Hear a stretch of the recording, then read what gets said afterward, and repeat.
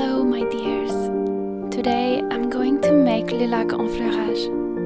First, spread some warm fat base into the bottom of a bowl.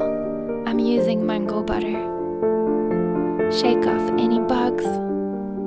Gently pull the flower from its base without damaging it.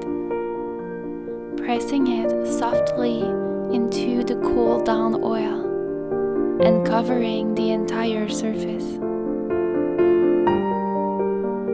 Enfleurage is a technique that was developed in the south of France during the 18th century as a way of preserving the delicate fragrance of flowers into a solid perfume.